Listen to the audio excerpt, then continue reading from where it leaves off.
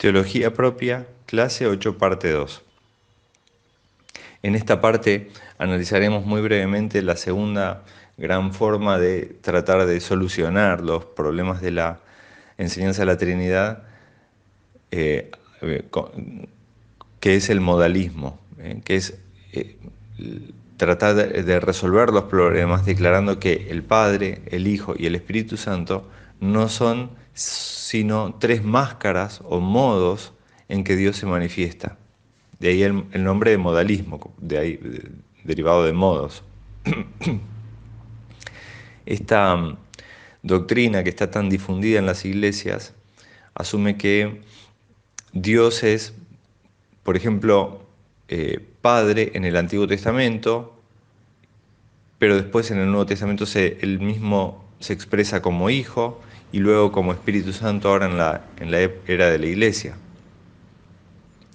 Esta fórmula mantiene la unidad de Dios, trata de resolver, el simplificar la Trinidad, enfatizando la unidad de Dios, pero no es fiel al testimonio bíblico, donde, por ejemplo, el Espíritu Santo aparece tanto en el Antiguo Testamento como en el Nuevo, y donde Jesús se refiere al Padre como otro que no es el mismo. Además, esta doctrina no mantiene la distinción entre el Padre, el Hijo y el Espíritu Santo, sino que los considera como nombres o papeles o roles que Dios asume en diversas circunstancias. Entonces, a partir de ahora tratemos de formalizar la doctrina de la Trinidad. La expresión clásica de la doctrina trinitaria es que en Dios hay una sustancia y tres personas, o tres subsistencias. Esas dos palabras específicas, sustancia y persona, son palabras que no aparecen en el Nuevo Testamento. Son palabras que incorporamos en la teología para tratar de describir lo que vemos en el Nuevo Testamento. A lo largo del tiempo, la palabra sustancia, que se refiere a la unidad, a la divinidad que hay en las tres personas, la sustancia, una sustancia, sonaba demasiado material y por eso en general se fue reemplazando por la palabra esencia. Y la palabra subsistencia se fue reemplazando más por la palabra persona. Así que cuando resaltamos la individualidad hablamos de personas, cuando resaltamos la unidad hablamos de esencia o sustancia.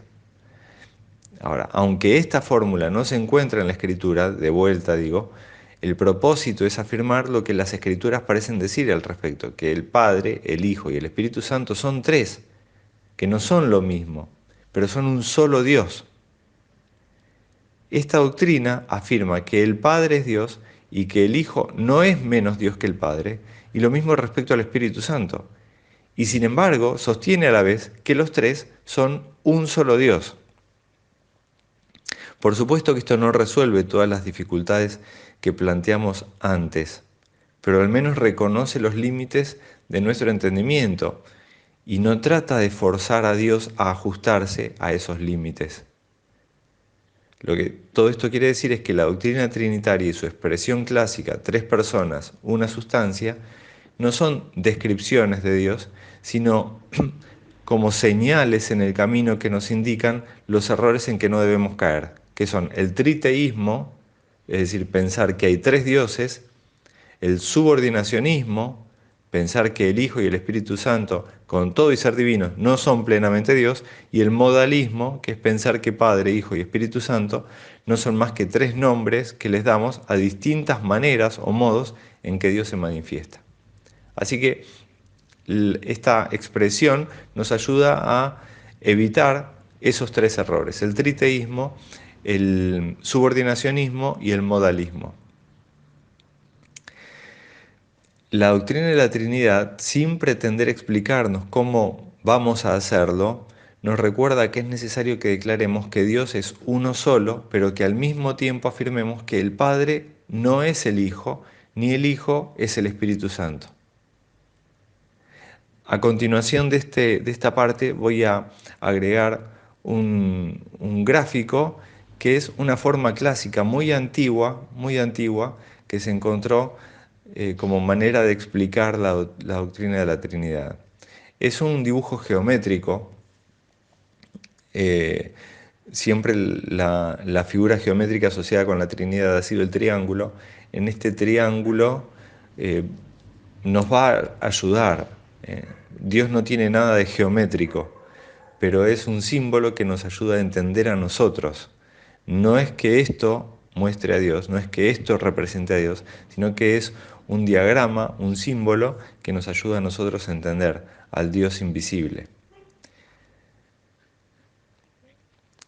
Eh, Así que quiero concluir con una pequeña reflexión acerca de la Trinidad como un modelo para nosotros los creyentes. Quizá el mejor modo de pensar acerca de la Trinidad no sea tratando de explicarla, sino más bien tratando de imitarla.